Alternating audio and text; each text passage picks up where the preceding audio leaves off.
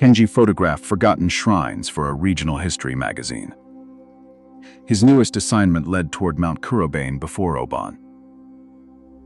Locals avoided one staircase hidden beneath leaning cedar trees. They called its summit the Shrine of Returning Faces. Kenji arrived beside Nao, a young volunteer shrine maiden. Nao carried wooden prayer plaques wrapped inside black cloth. She warned photographs were forbidden after the evening bell. Kenji promised obedience, then secretly checked his camera settings. The shrine appeared ordinary beneath fading mountain sunlight. Only its stone guardian possessed a completely polished face. During cleanup, Kenji found an antique instant camera underneath. Its film compartment contained one unexposed silver photograph plate.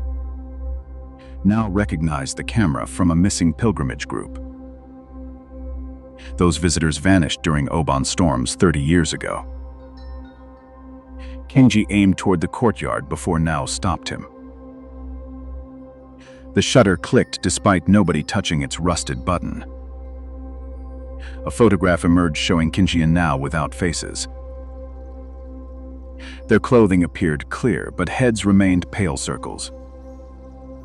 Nao burned the picture, yet smoke formed human profiles.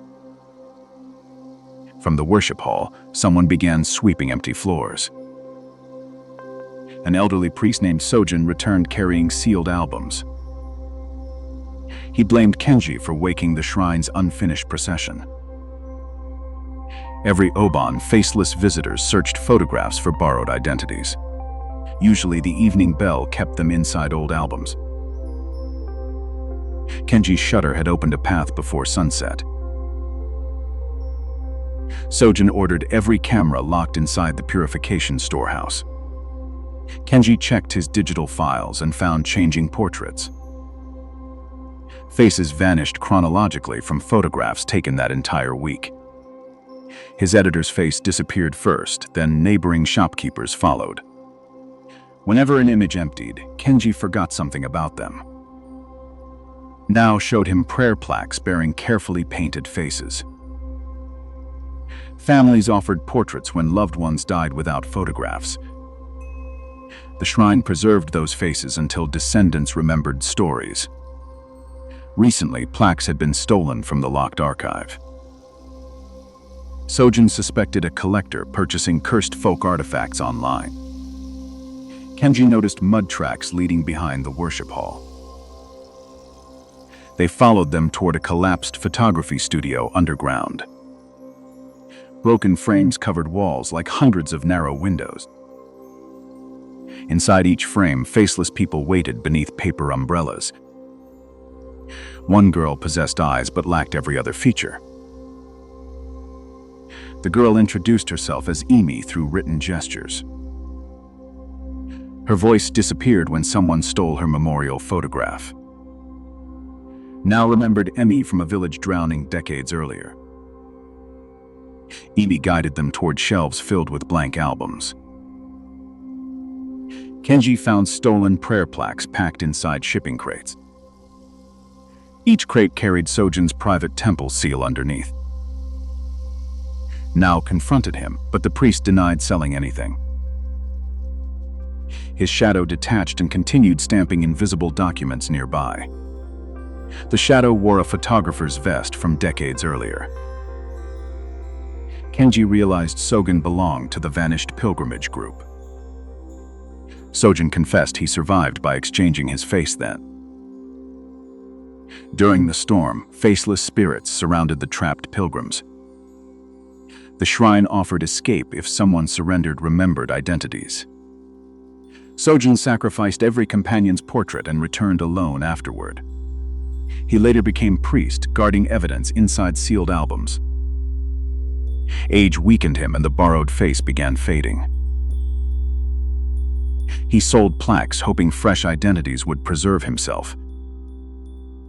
Emi's stolen image would replace his failing borrowed face. Nao removed Sojin's temple seal from the final crate. Every underground frame opened when the seal broke apart. The faceless procession climbed toward the courtyard before moonrise. They carried umbrellas, albums, and portraits turned completely backward. Kenji followed while his memories disappeared with each step. He forgot his editor, childhood street, and mother's laughter. Now tied black cloth around Kenji's camera and wrist. The cloth preserved one memory while everything else dissolved. Kenji chose remembering his mother's face above his own. The evening bell rang, but its mouth stayed silent. Sojin removed the clapper years after that mountain storm. Emi pointed toward a well behind the stone guardian. Inside the well hung hundreds of stolen metal nameplates. The missing bell clapper rested beneath their tangled chains. Kenji descended while faceless pilgrims gathered around now above. Water reflections offered him different faces with each movement.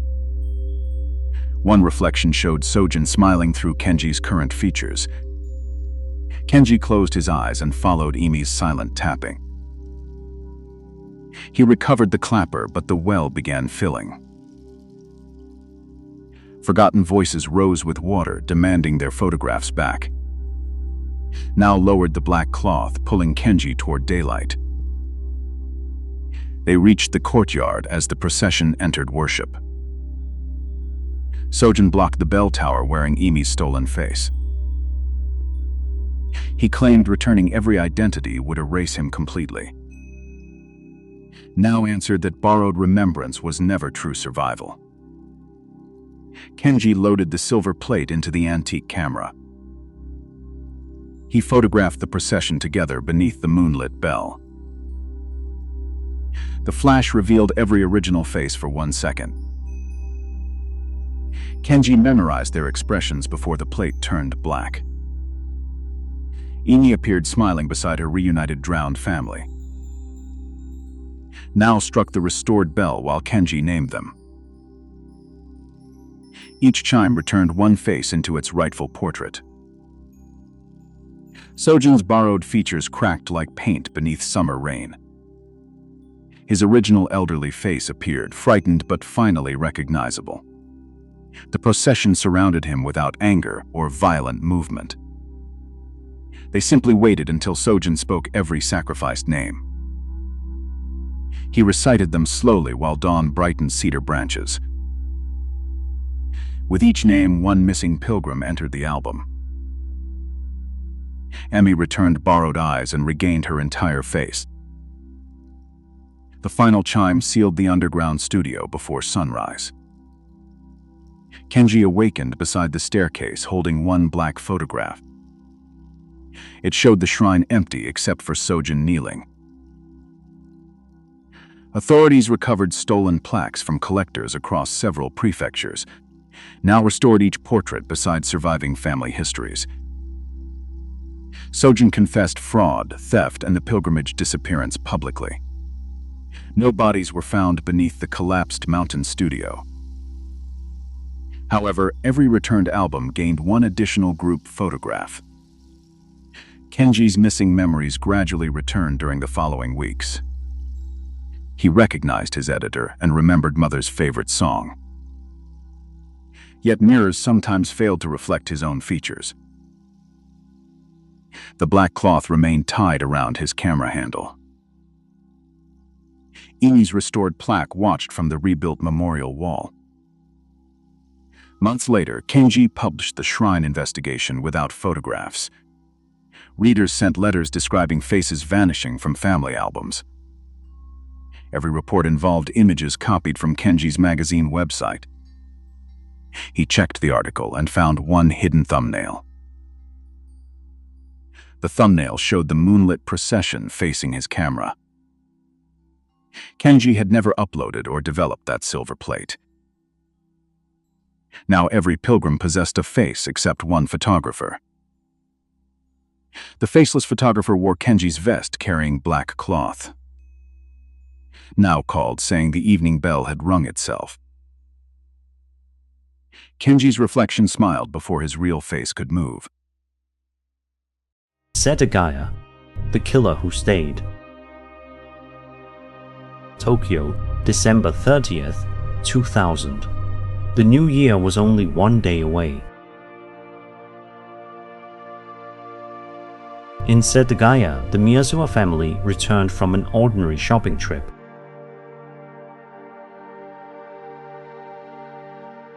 Mikio worked in corporate design and loved animation and theatrical performance. Yasuko operated a small private learning school inside their home.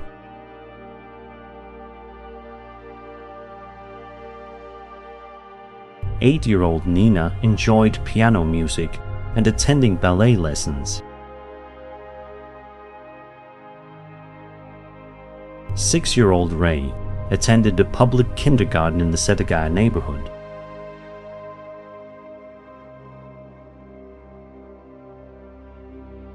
That evening, the family shared dinner and watched television together.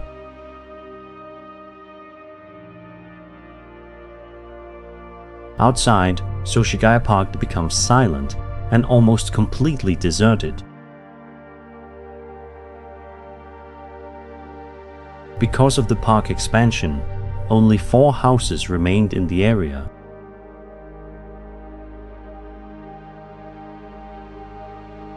At around 11 that night, a figure appeared beyond the darkened park.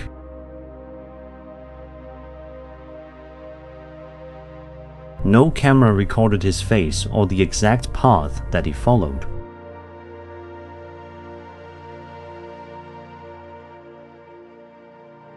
Investigators believe the upstairs bathroom window may have been his entrance. Nobody knows where he came from or how long he watched the house.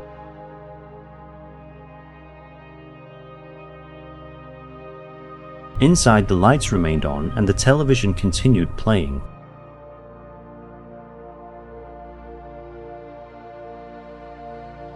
The quiet inside the family home was suddenly broken.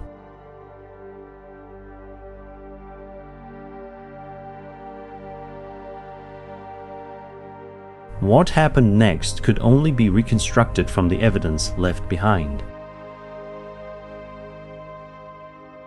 All 4 family members were killed, inside the place they called home.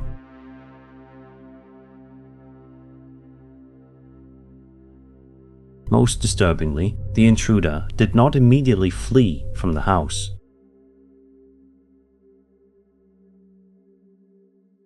He remained inside, allowing the minutes and hours to pass around him.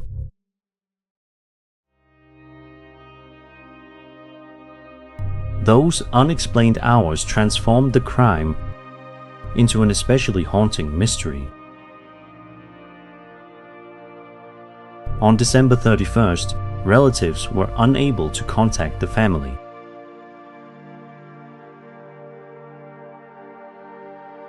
The doorbell was pressed repeatedly, but nobody responded from inside. The door opened into a house that was unnaturally and completely silent. Within minutes, police officers and emergency personnel were called to the residence.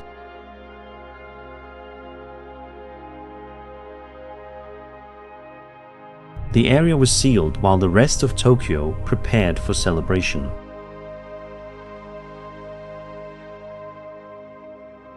Inside, investigators realized this was not an ordinary home invasion. Several drawers had been opened and papers had been searched and scattered.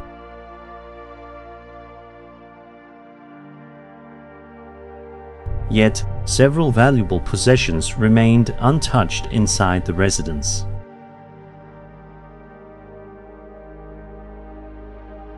If robbery was the motive, why had so many valuables been left behind? And why had the offender left behind an extraordinary record of himself?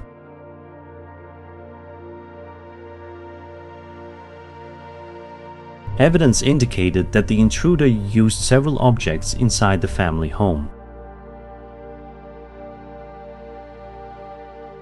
He opened the refrigerator and consumed food belonging to the family.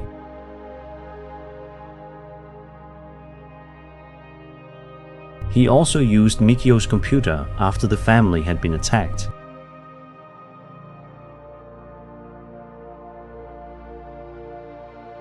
His behavior suggested little fear of being discovered immediately.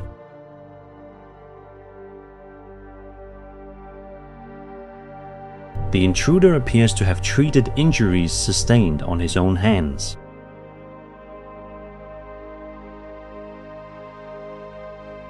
Blood not belonging to the victims allowed police to identify his blood type.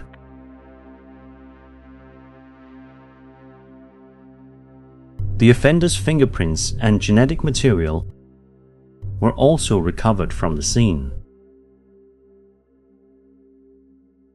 Police possessed biological clues, yet still had no name to attach to them. No available database match led investigators to an identifiable suspect.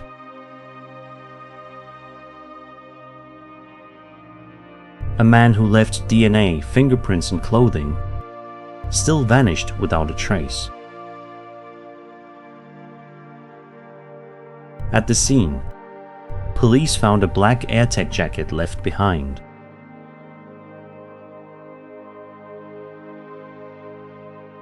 A grey knitted crusher hat with black trim also belonged to the intruder. He left a multicolored checked scarf whose sales origin remains uncertain. The bag's belt length suggested that the offender had a relatively slim waist.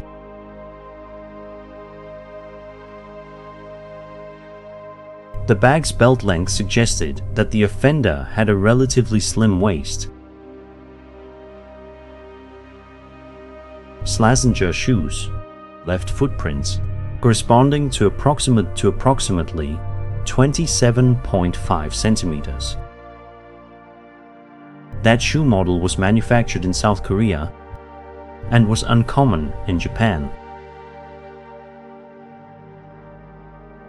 2 black handkerchiefs were found, folded and altered in unusual ways. Police believe one handkerchief may have been used to conceal his face. Each abandoned object seemed to bring police closer, but never close enough. The most distinctive clue was a light gray and pale purple raglan shirt.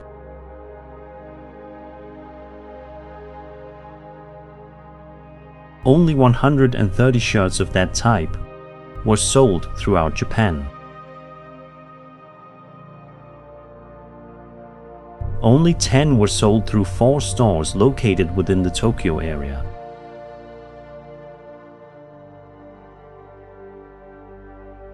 Police identified one owner, while the remaining 9 shirts stayed unaccounted for.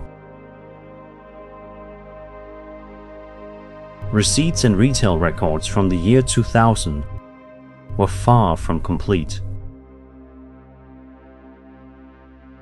A customer could have paid in cash without leaving any identifying name.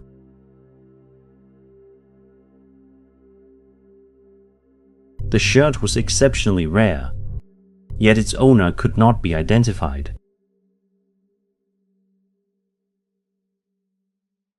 Police continue asking anyone connected to the shirt to provide information. Owning a similar shirt does not make someone a suspect in the case.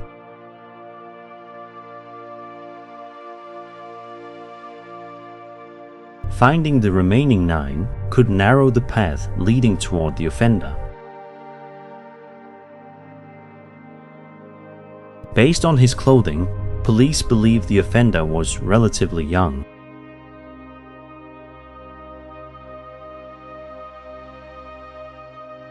His estimated height at the time was approximately 170 centimeters. The hip bag measurement suggested that he had a relatively slender build. Other evidence led investigators to believe that he was probably right-handed.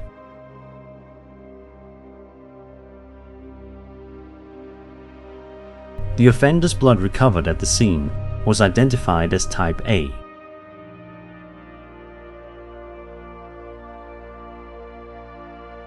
He likely suffered injuries to his hands during the night of the crime.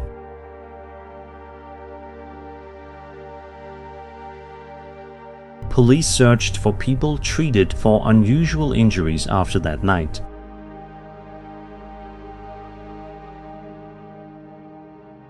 Those injuries have long healed, and his physical appearance may have changed. Today, DNA and fingerprints remain the clues that cannot simply disappear.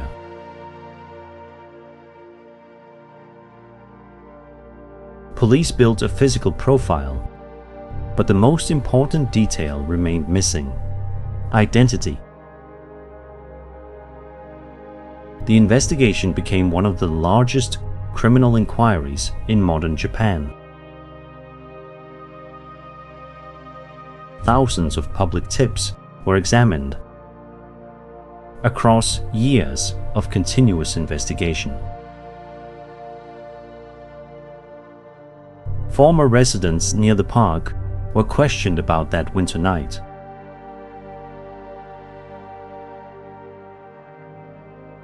Police searched for anyone who moved suddenly or disappeared after the crime. Clothing. Stores and distributors were examined across multiple Japanese prefectures. The uncommon shoes expanded inquiries toward people with connections to South Korea. An object's origin cannot establish the nationality of the person who used it. Theories involving foreigners, locals, or acquaintances remain unproven speculation. Without a clear motive, investigators could not effectively narrow the suspect pool.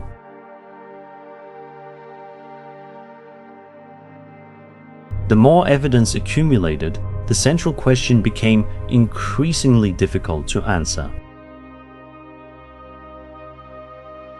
Did he know the family or choose the house because it was isolated?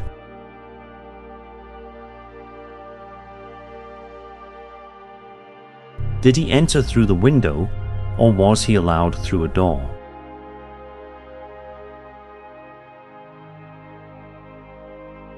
Why did he carry personal items only to abandon them at the scene?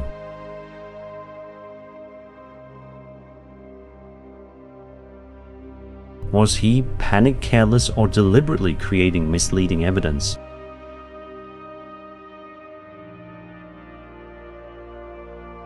Why use the computer when every extra minute increased the chance of capture?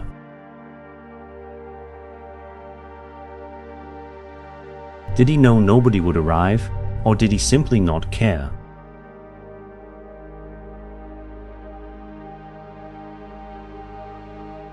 His departure time and escape direction have never been conclusively established. He may have walked, boarded a train, or entered a waiting vehicle.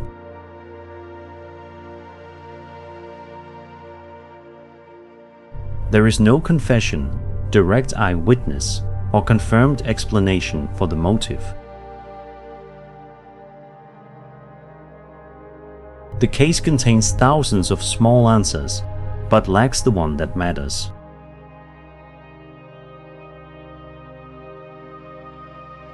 Many original investigators have retired, but the case has never been closed. DNA, fingerprints, and physical evidence remain preserved for future forensic technology. Every forensic advance may create another opportunity to revisit the evidence.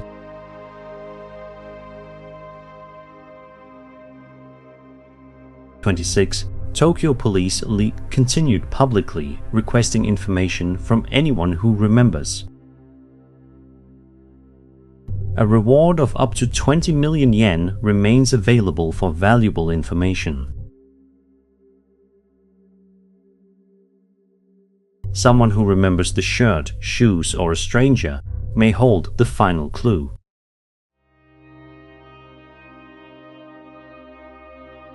That witness may not realize how important their forgotten memory could be.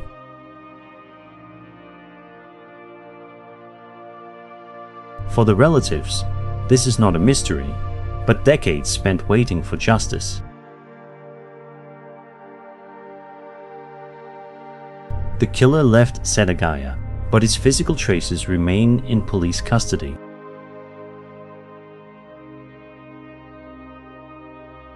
Until a name emerges, that house still holds the final night of 2000.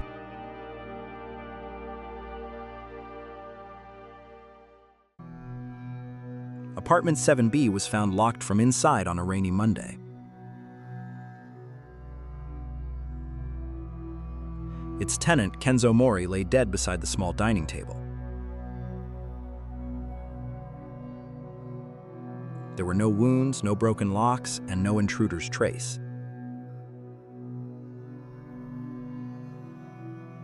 Police called it impossible because every window was sealed shut. A young reporter named Rina arrived before sunrise with her camera. She specialized in strange local crimes and unsolved apartment legends. The building itself was old, narrow, and permanently damp inside. Neighbors whispered that 7B had always sounded occupied after midnight. Yet Kenzo lived there alone and rarely spoke to anyone.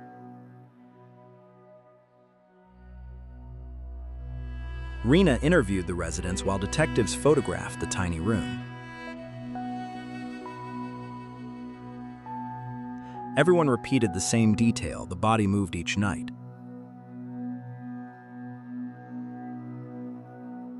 Security footage showed sealed police tape, but changing shadows within. At midnight, Kenzo's body seemed closer to the bedroom door.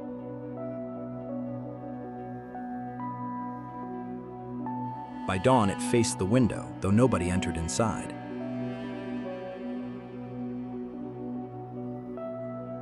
Police suspected tampering, but the hallway camera never cut once. Rina requested permission to spend the night in the building.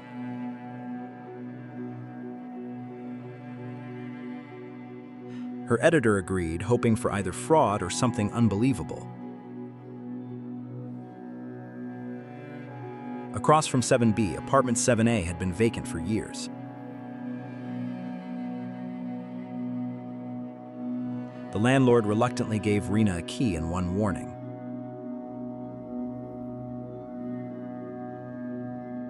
He said the vents between units carried voices strangely at night. Rina entered 7A with recording gear, flashlights, and floor maps.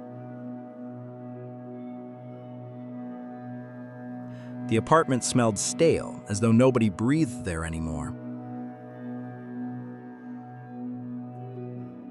Thin walls separated 7A from the sealed investigation room next door. At 11:43, she heard one chair scrape across the floor. It came from 7B, though the room was under evidence lock.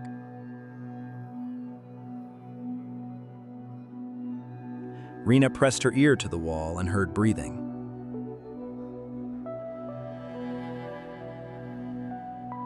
Then came a knock 3 times from inside the dead man's room. She checked the hallway and found the police seal untouched.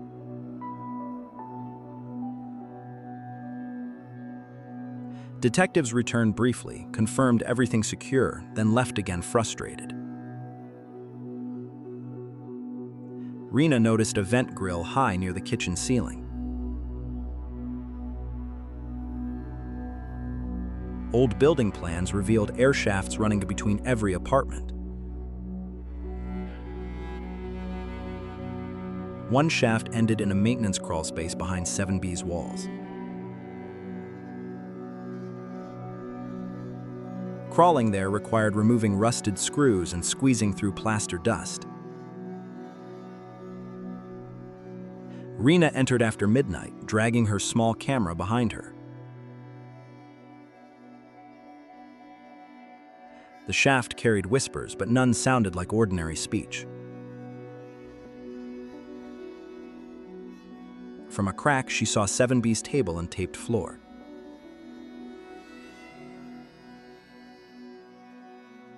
Kenzo's body still lay there, exactly where police had placed him. But in the room's wardrobe mirror, another angle showed movement. A standing figure appeared reflected near the bedroom entrance silently. Rena turned away from the crack, breathing hard in darkness.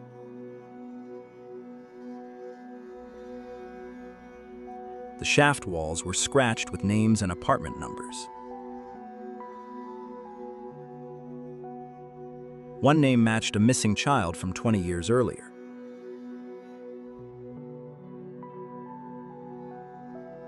Another matched a woman who vanished after a fire downstairs. Rena realized many disappearances were linked to this building alone. Returning to 7A, she reviewed footage from the crawl space immediately. The reflected figure behind Kenzo was not visible to her eyes.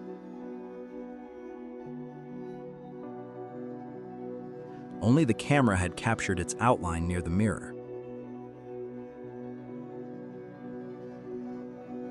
It looked like a person wearing Kenzo's own apartment slippers.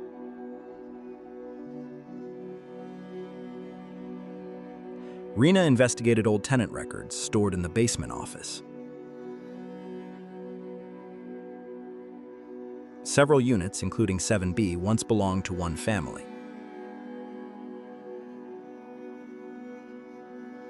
That family disappeared after reporting footsteps inside the walls nightly. Their final complaint mentioned breathing vents and someone behind the wallpaper. Back upstairs, Rena found her own room door slightly open.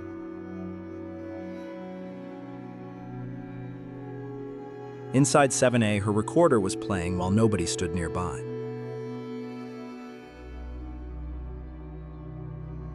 A voice whispered, "He lets them borrow the room at night."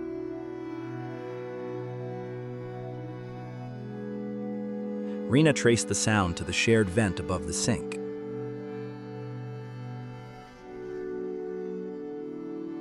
When she shined her flashlight, 2 eyes vanished deeper inside. She called detectives, but the line filled with sharp interference. Meanwhile, the camera in 7B showed Kenzo now standing upright. Rena froze, then ran across the corridor toward the locked door.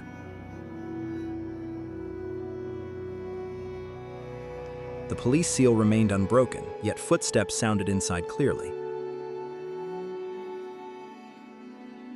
From under the door came damp air and quiet shuffling.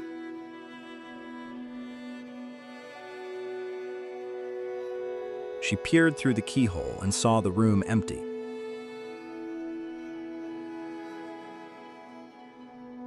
Only the wardrobe mirror reflected Kenzo standing behind the table. Detectives finally returned and opened 7B before dawn nervously. The body lay again on the floor facing the window.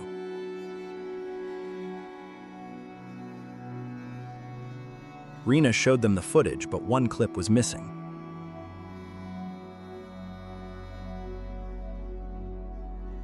The file containing the standing reflection had erased itself completely. Still, dust on the floor showed fresh slipper marks around the room. In the wardrobe, officers found an old hidden maintenance hatch.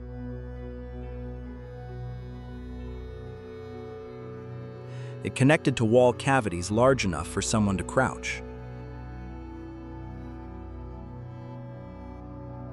Yet no living person could explain the locked room movements recorded. Rena published her article, but one photograph unsettled everyone deeply. Behind her in 7A's mirror stood Kenzo, alive and watching. Readers flooded comments with stories from former residents of the building. Many claim they heard furniture dragging in empty apartments upstairs. 1 week later, apartment 7A was rented to a new tenant. On his first night, the hallway camera saw Rena enter 7B.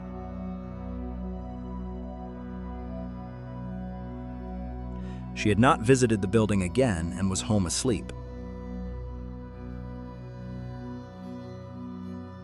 By morning, both apartment doors were locked from the inside. Haru returned to his grandmother's village during summer vacation.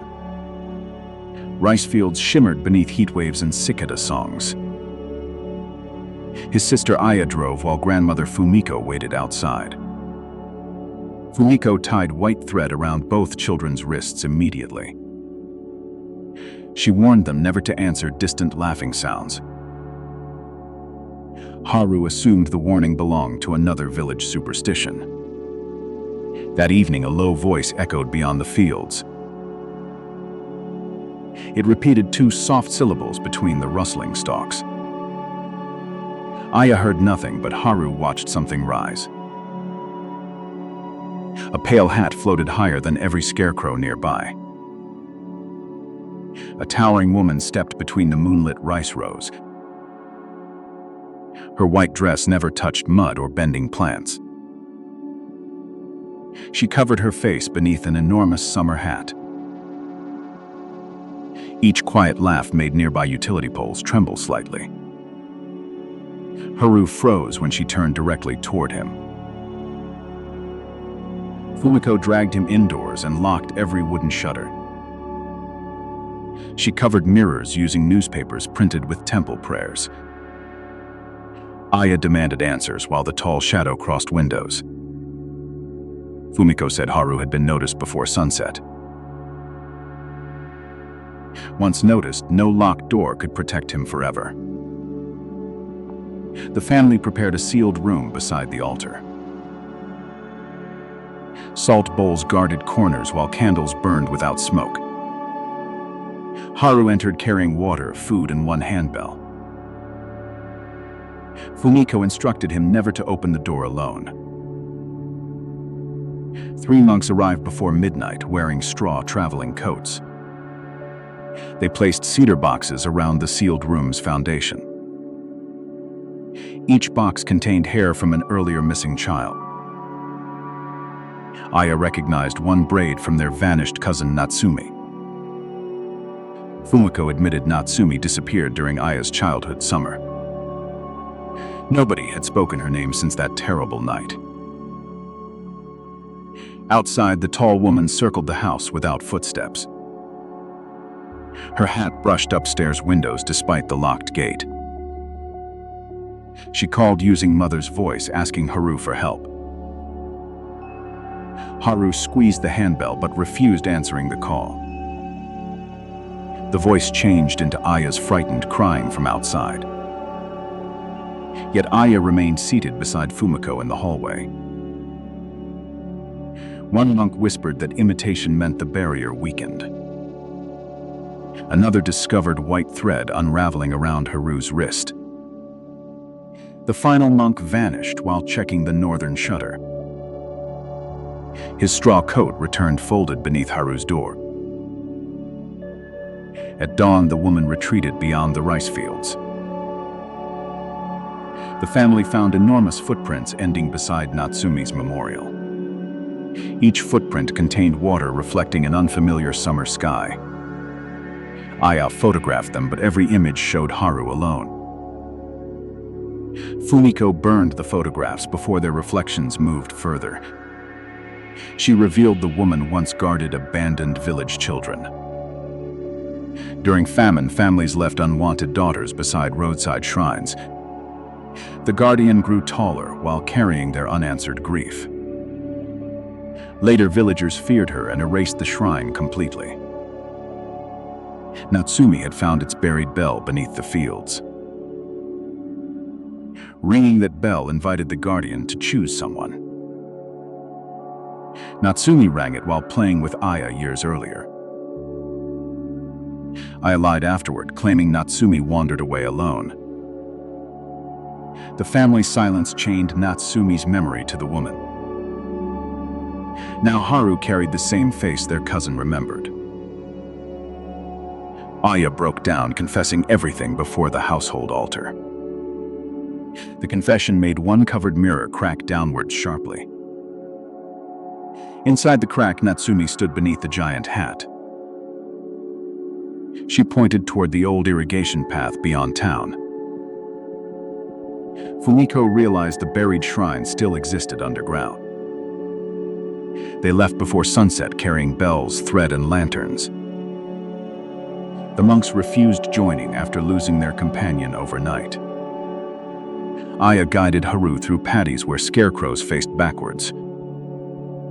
Every path returned them toward the same stone marker. Haru rang his handbell once and hidden steps appeared. The steps descended beneath roots, mud, and ancient offerings. At the bottom waited a shrine smaller than expected. Its ceiling displayed handprints reaching toward a painted sky. Natsumi's braid rested across the altar's broken bronze bell. Behind them, the tall woman's laughter filled the stairway. Fumiko ordered Aya to return the stolen buried bell. Aya placed Natsumi's braid beside it and apologized aloud. The towering woman bent impossibly through the narrow entrance. Her hat scraped the ceiling, releasing dust like snowfall. Haru saw many children's silhouettes beneath her white dress. None appeared injured, each simply waited to be named. Aya began reciting names from forgotten village memorial stones. Every spoken name released one silhouette into golden fireflies. The woman grew shorter as the gathered children departed. Then Natsumi appeared, still holding Aya's childhood hand. Natsumi said the guardian never kidnapped anyone willingly. She sheltered children whose families chose silence over truth. The vanished monk stood nearby, ashamed but completely unharmed. He had forgotten his own name after entering alone. Haru spoke the monk's name from his prayer tag. His memory returned as the white thread tightened again. Only Natsumi remained beneath the shrinking summer hat. Aya asked forgiveness, promising to restore every erased memorial. Natsumi smiled, then placed the bronze bell with Haru. She warned the guardian would follow whoever kept lying. The underground shrine collapsed when morning light entered suddenly. Everyone escaped through paddies glowing beneath the coming sunrise. Behind them, the tall woman stood at normal height. She bowed once before walking beside Natsumi into mist. Village elders resisted Aya's story during an emergency meeting. Fumiko displayed records hidden inside the family altar compartment. They listed abandoned children across several generations of famine.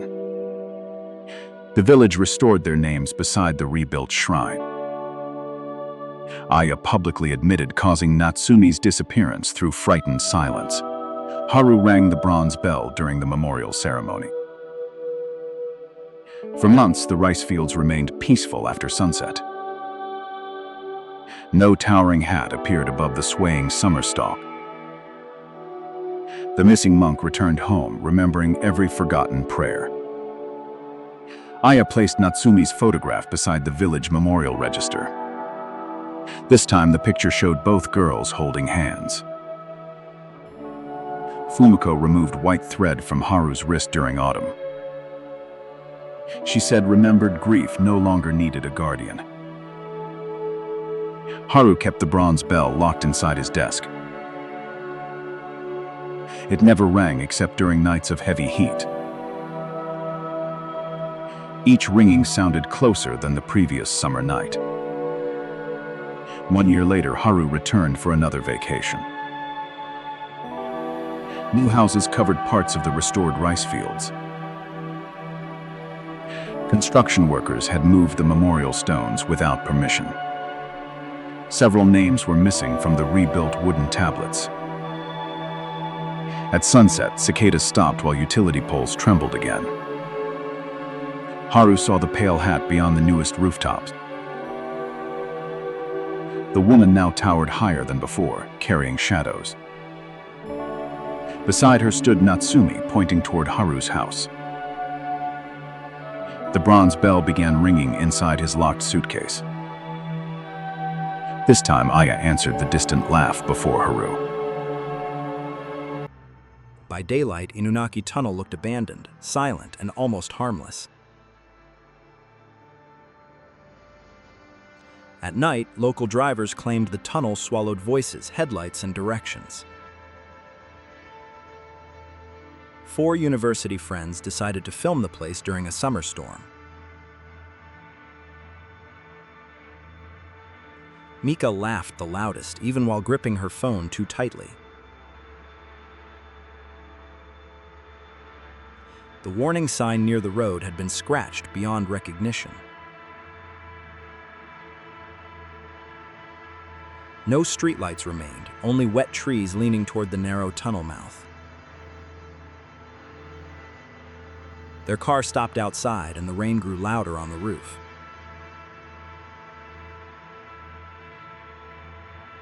One friend suggested leaving, but Mika insisted they had come too far. They entered the tunnel, filming walls covered in damp stains and moss.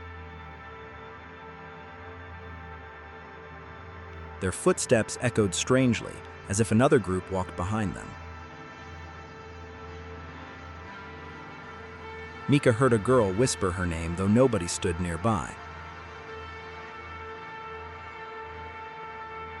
The camera lights flickered, and the air became suddenly colder inside. Halfway through, they found old offerings, wilted flowers, coins, and broken toys. One toy phone began ringing softly, though it had no batteries. Mika answered as a joke and heard only desperate breathing. When she turned around, the others were farther away than before.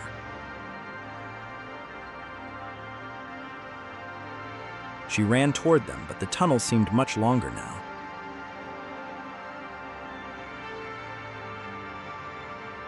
A figure appeared at the far end, blocking the pale exit light. It looked like a woman still soaked and facing the wall.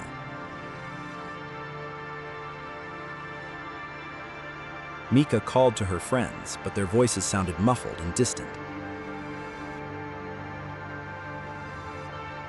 The flashlight beam caught dozens of handprints pressed into the concrete. Some prints were tiny, others looked clawed, all of them wet.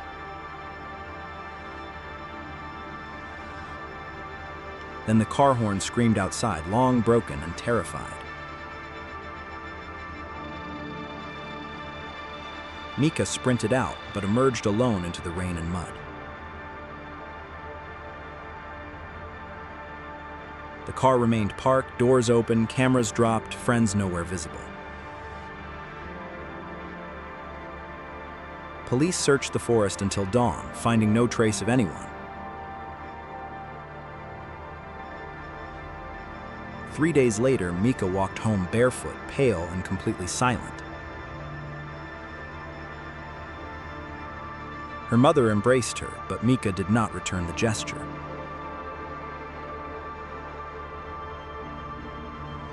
Doctors found no injuries, yet Mika never answered a single question. Each night at 2:17, she sat facing the dark backyard fence.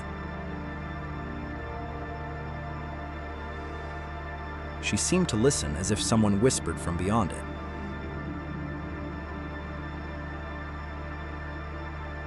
Investigators checked road cameras, expecting proof of the missing friend's arrival. Instead, every recording showed Mika driving alone through the mountain road. Photos from the trip changed too, leaving only empty space beside her. Social media posts remained, but every tagged friend had disappeared. School records still existed, though faces were blurred on printed pages. One officer visited the tunnel again and heard a ringing phone inside. He followed the sound but returned shaken and refused to speak. Mika began drawing the tunnel endlessly, always adding one extra doorway. That doorway never appeared in any real map of the structure.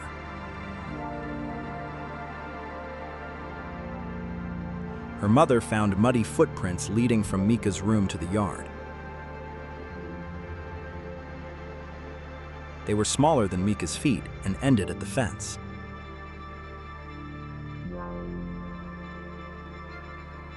On the wood, someone had scratched 4 short names repeatedly. By morning, 3 names were gone, leaving only Mika's untouched. When questioned about the scratches, Mika only blinked and looked away. At 2:17 again, the family phone rang, though no number appeared. Mika answered immediately as if she had been waiting all day.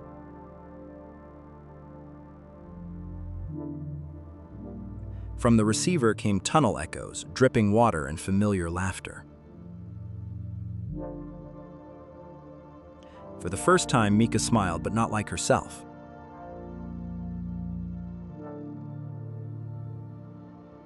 Her mother grabbed the phone, yet heard nothing except wind. The next day, Mika began speaking one sentence over and over. She said they were still inside and the tunnel wanted room.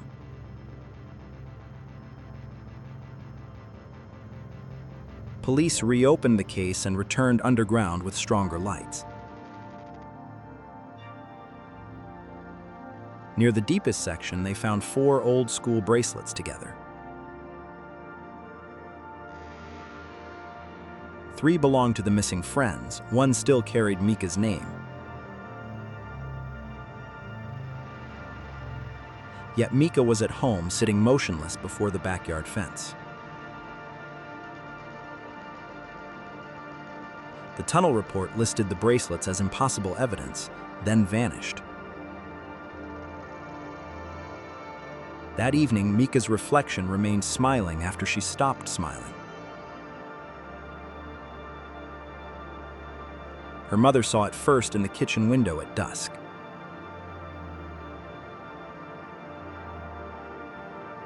The reflected Mika lifted one hand, though the real girl stayed still. Rain began again and muddy water spread beneath the back door.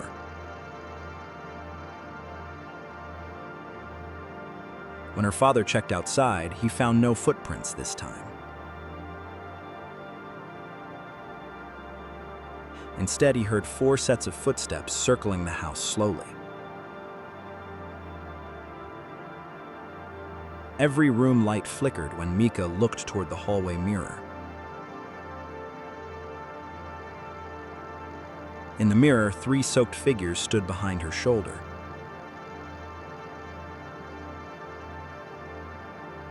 They had no eyes, only dark hollows and dripping hair.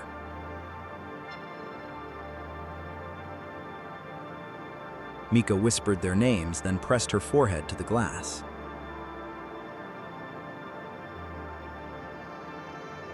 Her parents tried pulling her away, but the mirror felt warm.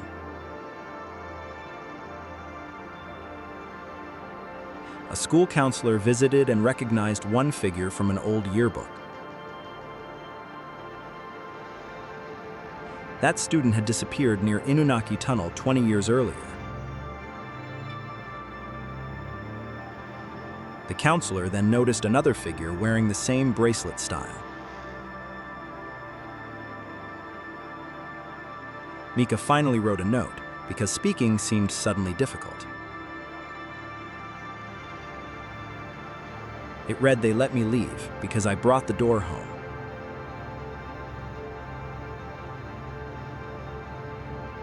The family searched her room and found damp mud beneath the bed. Hidden, there was a cracked tunnel tile, cold and slick.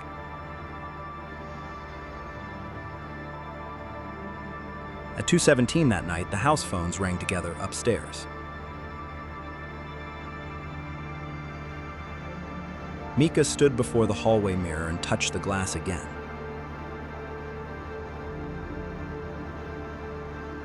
This time, the surface rippled, revealing the tunnel behind her reflection.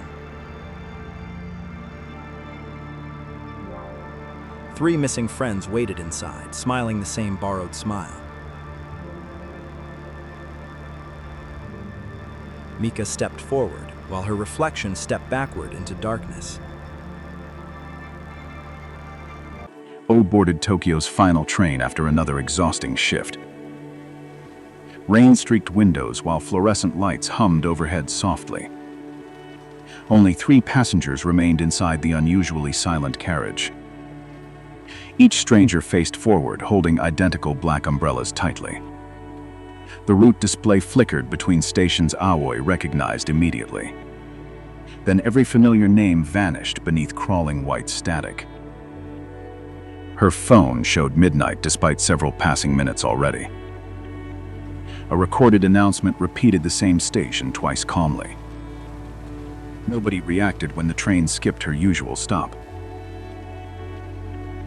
Aoi pressed the emergency button, but nothing answered back. The windows reflected passengers who were not actually seated. One reflection turned slowly and raised a warning finger. Aoi spun around, finding the nearby seat completely empty. The train entered darkness longer than any Tokyo tunnel. Inside that darkness, distant festival drums began beating steadily. Every passenger opened their umbrellas beneath the carriage ceiling. Black rain dripped upward from each umbrella's wet fabric. Aoi backed away while the conductor's door slid open. A faceless, uniformed figure punched her ticket without speaking. The ticket now displayed one unfamiliar word: Kisaragi Station. The train stopped beside a platform buried in weeds. No buildings appeared beyond one rusted station sign nearby. Aoi stepped outside before the carriage doors slammed shut. The final train departed without lights, passengers, or sound.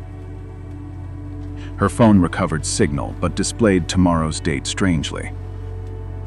Every map application placed her somewhere beyond Japan entirely. A broken clock above the platform showed exactly 12. Its second hand moved backward whenever Aoi breathed nearby. She shouted for help, hearing her voice return older. Then footsteps approached from behind the abandoned ticket gate. A teenage boy emerged carrying a cracked school satchel. He introduced himself as Ren and avoided every shadow. Ren claimed 3 nights had passed without any sunrise. His wristwatch insisted 17 years had vanished instead somehow. Aoi laughed nervously until Ren showed an old newspaper. The front page described his disappearance during summer vacation. His photograph matched him, including the cracked satchel, perfectly. Ren warned that Kisaragi collected travelers forgotten by others. People remained visible while someone still remembered their names. Afterward, the station slowly replaced them with obedient copies. Festival music drifted from rice fields beyond the platform. Ren insisted the drums always announced another arriving train. They crossed the tracks before distant headlights appeared suddenly. The rails felt warm, although the night remained freezing. Small footprints followed them, stopping whenever Aoi looked back. Ren led her toward a tunnel marked with ropes. Weathered paper charms covered cracks along its concrete entrance. Each charm carried a name scratched completely away. Inside, whispering voices recited Aoi's childhood mistakes softly. Ren begged her never to answer any familiar voice. A woman's call echoed ahead, sounding exactly like Mother. Aoi nearly replied before Ren covered her trembling mouth. The tunnel walls displayed doors from their former homes. Behind one door, Aoi saw her childhood bedroom waiting. Another showed Ren's parents setting dinner 17 years earlier. Ren touched the vision, and his fingers became transparent. Aoi pulled him away before the doorway swallowed him. The false rooms collapsed into blinking train windows. Masked passengers watched silently from behind every glass panel. At the tunnel's end stood a forgotten roadside shrine. Its stone foxes wore conductor caps and punched tickets. Ren placed their blank tickets beneath a cracked lantern. Blue flames revealed writing hidden beneath the station stamps. Aoi's ticket listed every promise she had postponed making. Ren's ticket contained only one sentence: "Nobody remembers me." The shrine bell rang, although neither traveler touched it. A station master appeared, wearing a smiling wooden mask. He offered safe passage for one remembered name only. Aoi refused, leaving Ren, angering the station master. The surrounding fox statues turned toward them simultaneously. Fairway rails screamed as another impossible train approached rapidly. The station master demanded Aoi surrender her final memory. Without memories, he promised, Kisaragi could never recognize her. Ren whispered that forgetting everything meant becoming another passenger. Aoi searched her phone for anything proving their existence. Most photographs now showed empty rooms and vacant platforms. One voice message remained from Aoi's worried mother yesterday. Her mother said Aoi's name repeatedly between frightened breaths. The recording made nearby weeds bend toward the phone. Ren realized remembered names could open temporary routes home. They hurried back while festival masks emerged from darkness. Dozens of copied passengers blocked the overgrown platform silently. Each copy wore Aoi's face with different empty expressions. Ren shouted her name, making several copies crack apart. Aoi answered with his name, restoring his fading hands. Together they repeated each other while reaching the tracks. The returning train arrived backward, sparks pouring from windows. Its doors opened onto a bright Tokyo morning carriage. However, the faceless conductor guarded the single empty seat. Oe played her mother's message through the station speakers. Her name echoed across weeds, tunnel, shrine, and rails. Every copied passenger collapsed into abandoned umbrellas at once. Ren charged forward, knocking the conductor's ticket punch away. Beneath its uniform, countless forgotten name tags writhed together. The conductor grabbed Ren, pulling years from his face. Aoi seized the ticket punch and stamped Ren's satchel. The old newspaper photograph suddenly gained today's printed date. Ren became solid again, but the doorway started shrinking. They ran toward Tokyo while the platform folded inward. The station master unmasked, revealing Aoi's older face. That future face begged her to remain and forget. Aoi crossed the doorway before hearing Ren fall behind. Aoi awakened alone inside her normal morning commuter train. No passengers remembered any midnight delay or strange station. Her phone showed only 7 minutes had passed overnight. Ren's cracked satchel rested quietly beside her shoes. Inside waited his newspaper clipping and newly stamped ticket. Aoi searched archives, fearing what she might discover. Ren had disappeared exactly 17 years before that morning. Aoi delivered the satchel and his mother recognized everything. The woman whispered Ren's name until sunrise filled windows. That evening, the old disappearance article changed without explanation. It now reported Ren returned home after 17 years. No photograph showed his current face beside the story. Aoi received one message from an unregistered number afterward. Ren thanked her, then warned Kisaragi still remembered them. Days later, train windows reflected a boy waving nearby. Her locked phone began playing station announcements each midnight. The final announcement always used Aoi's voice, not Ren's. Last night, it calmly announced Kisaragi as her destination. Mika discovered the strange pop-up inside a campus forum. It appeared beneath homework files at 2:17. The small red window contained one blinking white question. She closed it, but another window opened behind. Each new window showed her bedroom from outside somehow. Rain tapped glass, although forecasts promised perfectly clear skies. Mika unplugged her laptop, yet the screen remained bright. A girl's silhouette appeared behind Mika inside the webcam. She turned around, finding only her locked apartment door. Then the red window typed Mika's full name slowly. Campus rumors called it the Red Room question. Students who answered disappeared before the following sunrise. Mika dismissed the story until Haruto stopped replying completely. His final message contained only a red square image. Police found Haruto's dorm unlocked, warm, and completely empty.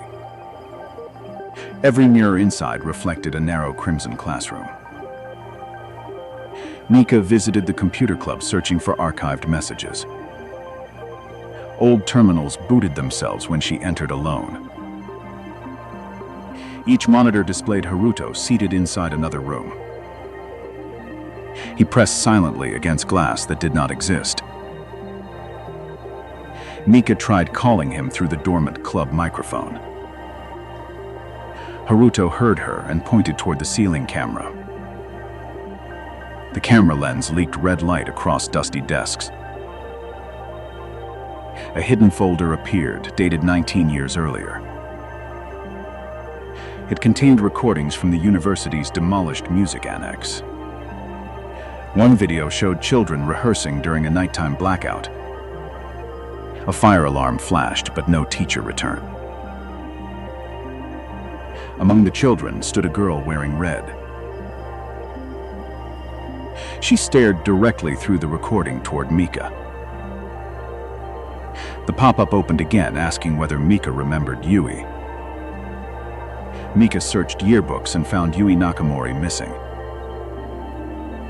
Officials claimed Yui transferred shortly before the annex fire. No transfer records existed, only a sealed disciplinary report. The report named Kondo in one locked practice room. Kondo still worked nights beneath the rebuilt computer wing.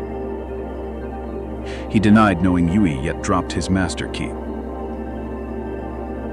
The key carried a scorched red ribbon around it. Mika photographed the ribbon before Kondo snatched it back. Her photo revealed several children standing behind him. Each child's face was covered by a red rectangle. That night, Mika returned with Haruto's emergency flashlight.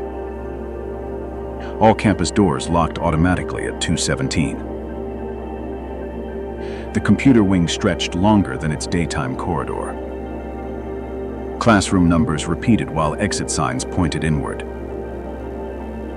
Mika followed faint piano notes beneath humming red lights. She found Kondo unlocking a wall without visible seams. Behind it waited the burned music room, perfectly preserved. Haruto sat at a piano, unable to see Mika. Yui stood beside him, holding a cracked attendance sheet.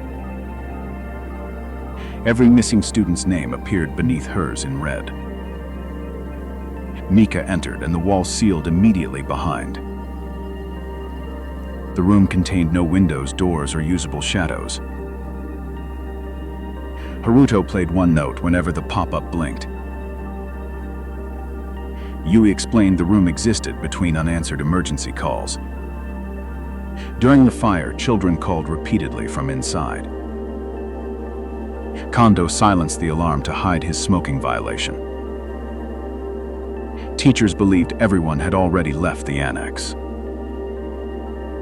Yui kept calling until smoke erased her voice. The university deleted recordings, reports, and every witness statement. That forgetting transformed the unanswered calls into a room. Anyone dismissing Yui's question became trapped beside her.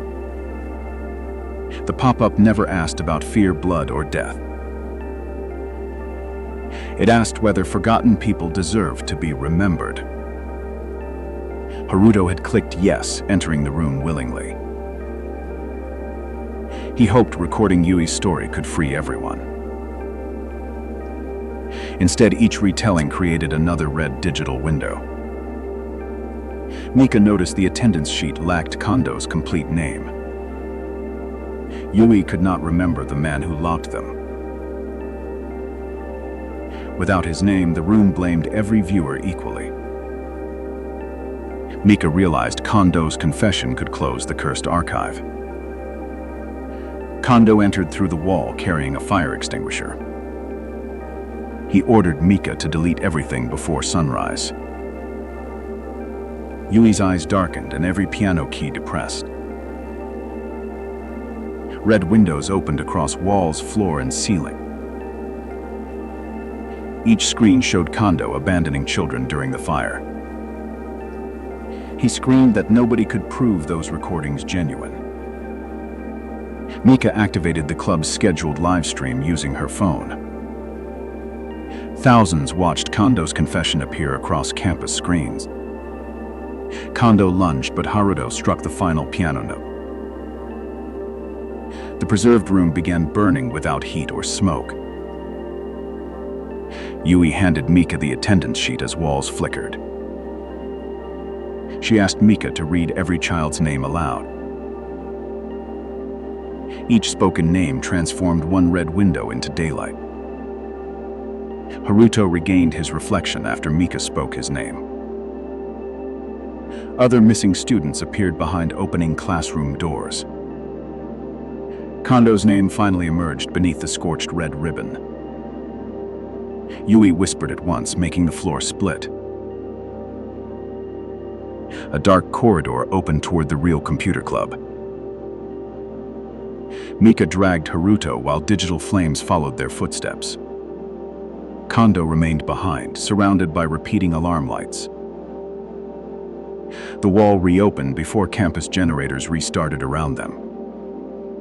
Mika and Haruto collapsed beside normal humming computers. No hidden door remained beneath the security camera afterward. Police received the live stream, recordings, and Kondo's confession. Workers searched beneath the building during the following week. They uncovered the sealed practice room behind concrete panels. Inside rested burnt instruments and one child's red ribbon. No human remains appeared, only dozens of disconnected telephones. Every telephone rang once when Yui's name was spoken. The university publicly restored all erased memorial records. Haruto returned but refused using webcams after midnight. Mika archived Yui's files across several independent libraries. The Red Room pop-up vanished from every campus terminal. Students gathered beneath the memorial during a spring rain. A piano played softly, though nobody touched its keys.